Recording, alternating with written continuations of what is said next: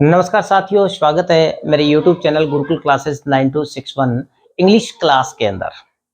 लगातार जो साथी लोग मेरे वीडियो को कंटिन्यू डे बाय डे देख रहे हैं, उनको पता है कि मैं इस समय आपके इंग्लिश ग्रामर के पैसिव वॉइस टॉपिक की सीरीज को लेके चला हुआ हूँ। अब से पहले आपने 2 टेंस से रिलेटेड पैसिव वॉइस के मेरे वीडियो देख लिए होंगे, ठीक है। नहीं देखे हैं तो आप जरूर उन वीडियो को देखिएगा, ताकि अगर पैसिव वॉइस का क्वेश्चन उन टॉपिक से रिलेटेड अगर आपके एग्जाम में आ जाए तो हम वंचित न रहे, ठीक है ना। आज के इस वीडियो में मैं पुनः, जैसा आपको स्क्रीन पर सामने दिखाई दे रहा है, हम लोग आज वापस एक वो वाक्य जो एक्टिव में है उसको पैसिव में बदलने जा रहे हैं, लेकिन उसका जो टेंस होगा वो होगा परफेक्ट। अब सर जी परफेक्ट टेंस है तो उसकी हमारे पास क्या पहचान रहने वाली है कि ये वाक्य परफेक्ट टेंस का है, क्योंकि किसी भी एक्टिव वाक्य को पैसिव में बनाने के लिए आपको सबसे पहले टेंस की पहचान करनी आवश्यक होती है। चलिए मैं आपको बता देता हूं शॉर्ट में कि जो भी वाक्य आपके पास परफेक्ट टेंस का होगा उसकी सीधी सी पहचान है आपके सेंटेंस में जो एक्टिव सेंटेंस दे रखा है उसमें आपके पास या तो हैज हैव, इन दोनों में से कोई एक हेल्पिंग वर्ब दी होगी, और यदि हैज हैव नहीं है तो फिर आपको हेल्पिंग वर्ब दी मिलेगी हैड।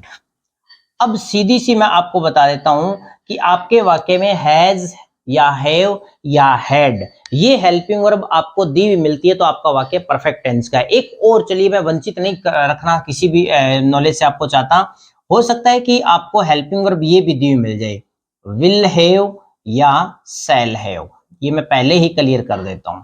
तो यहाँ पर बात वो हैव वाली भी आ गई।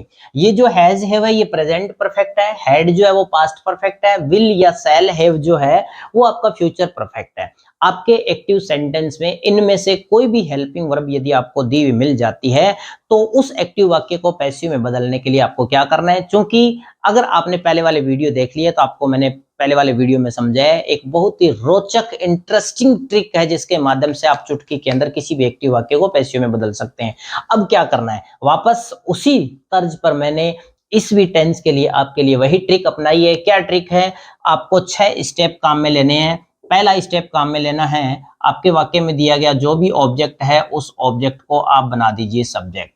ऑब्जेक्ट को क्या करेंगे, सब्जेक्ट बना देंगे। दूसरा स्टेप आपको काम में लेना है, आपको हेल्पिंग वर्ब लगानी है। सर जी हेल्पिंग वर्ब लगाएंगे क्या, वो भी मैं यही साथ साथ में क्लियर कर देता हूं। क्या हेल्पिंग वर्ब लगाओगे, देखिए ऊपर मैंने हेल्पिंग वर्ब लिख रखी है। अगर हैज और हैव इन दोनों में से कोई एक दे रखी है तो उत्तर में वापस हैज में से आ जाएगी। अगर हैड दे रखी है तो वापस हैड की हैड ही आ जाएगी। दोबारा बता देता हूं, हैज और हैव दोनों में से कोई एक दे रखी है तो वापस दोनों में से ही कोई एक आएगी। हैड दे रखी है तो हैड की हैड ही आएगी।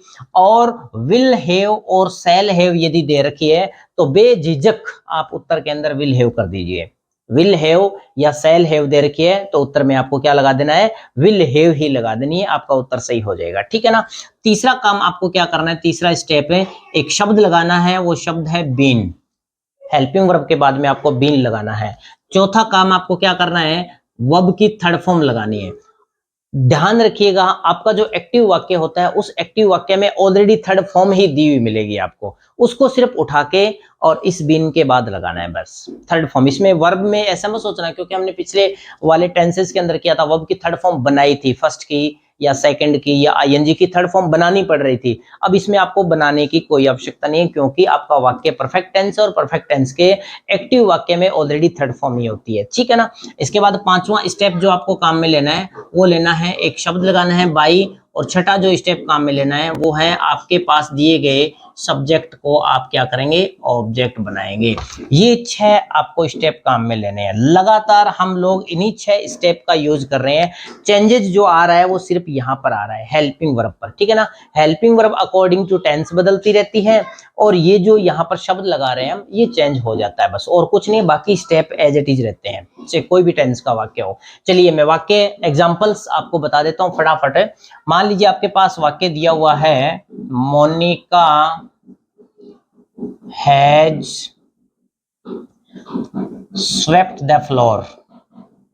Monika has swept the floor. अब देखिए इस वाक्य को आपने सबसे पहले किसी भी एक्टिव वाक्य को पैसिव में बदलना हो तो सबसे पहले टेंस की पहचान करनी होती है, और टेंस इस हैज से आपको पता चल गया कि आपका टेंस कौन सा है, परफेक्ट है, ठीक है ना। अब परफेक्ट टेंस है तो ये 6 स्टेप आप यूज कीजिएगा। पहला स्टेप कह रहा है ऑब्जेक्ट को सब्जेक्ट बनाना है। वाक्य में ऑब्जेक्ट क्या दे रखा है, द फ्लोर, इसको सब्जेक्ट बना दीजिए। ये उठाया, हो गया आपका सब्जेक्ट द फ्लोर, ठीक है ना। इसके बाद दूसरा स्टेप क्या करना है, हेल्पिंग वर्ब लगानी है। हेल्पिंग वर्ब आपके पास ऑलरेडी क्या दे रखी है, हैज। मैंने यहाँ जोड़े बना के ही छोड़ रखे हैं पहले से, ठीक है ना। हैज दे रखी है तो उत्तर में या तो वापस हैज आएगी या हैव आएगी। अगर आपका अब जो सब्जेक्ट है वो सिंगुलर है तो हैज लगा दो, और प्लूरल है तो हैव लगा दो। अभी आपका सब्जेक्ट है द फ्लोर इज सिंगुलर, तो सिंगुलर के साथ में हम किसका यूज कर देंगे, हैज का यूज किया। तीसरे स्थान पर आपको क्या करना है, बीन लगाना है, ये हमने बीन लगा दिया। चौथे स्थान पर क्या करना है, वर्ब की थर्ड फॉर्म लगानी है। ऑलरेडी वर्ब की थर्ड फॉर्म ही दी हुई होती है, जैसा कि मैंने पहले बता दिया आपको। आपके परफेक्ट टेंस का यदि वाक्य हो तो उसमें ऑलरेडी वर्ब की थर्ड फॉर्म ही यूज की जाती है। नेक्स्ट स्टेप आपको बाई लगाना है, ये सर जी हमने बाई लगा दिया।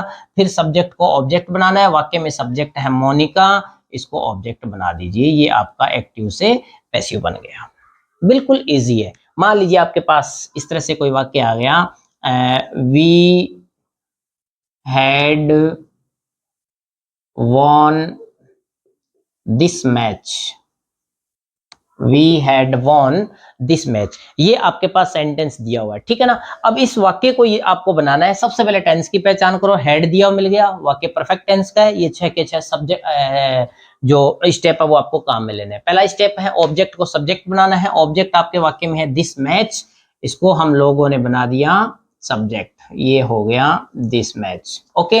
इसके बाद हेल्पिंग वर्ब लगानी है, क्या दे रखी है, हैड। या मैंने आपको समझाया कि हैड दे रखी है तो हैड की वापस हैड ही उत्तर में आ जाएगी, ठीक है। इसके बाद तीसरा स्टेप कहता है बीन लगाना है, ये हमने बीन लगा दिया। चौथा स्टेप कहता है वर्ब की थर्ड फॉर्म, वर्ब आपके पास वन दे रखी है तो ये थर्ड फॉर्म हो गई। नेक्स्ट स्टेप आपको बाई यूज करना है, ये बाई लगा दिया। और फिर सब्जेक्ट का ऑब्जेक्ट बनाना है। सब्जेक्ट आपके पास वी दे रखा है, वी दे रखा है तो इसका जब ऑब्जेक्टिव केस बनाओगे तो क्या हो जाएगा, एस हो जाएगा सर जी, ये आपका हो गया, ठीक है ना।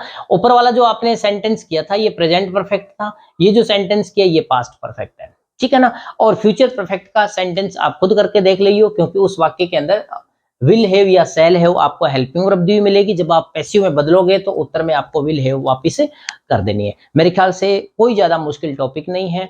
सेंटेंस करके देखिए, आपके पास जो भी गाइड है वहां से प्रैक्टिस एक्सरसाइज उठाइएगा।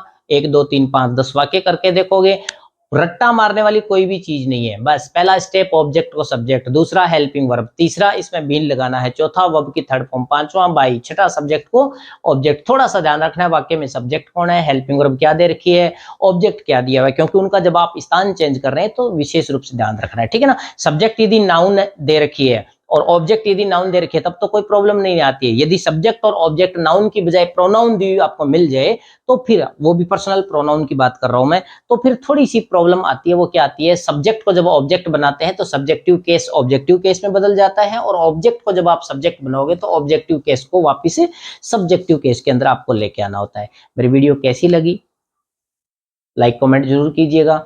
आपको जिस भी टॉपिक की डिमांड है कमेंट करके मुझे बताइएगा, वो टॉपिक आपको जरूर मैं उपलब्ध करवाऊंगा।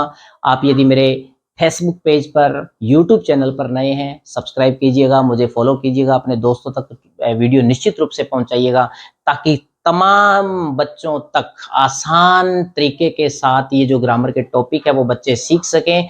उनके भी टोटल मार्किंग जो स्कोरिंग उनकी होने वाली है उसके अंदर अपना रोल, थोड़ा बहुत रोल अपना भी हो जाए। मिलेंगे अगली वीडियो में, दीजिएगा इजाजत, नमस्कार।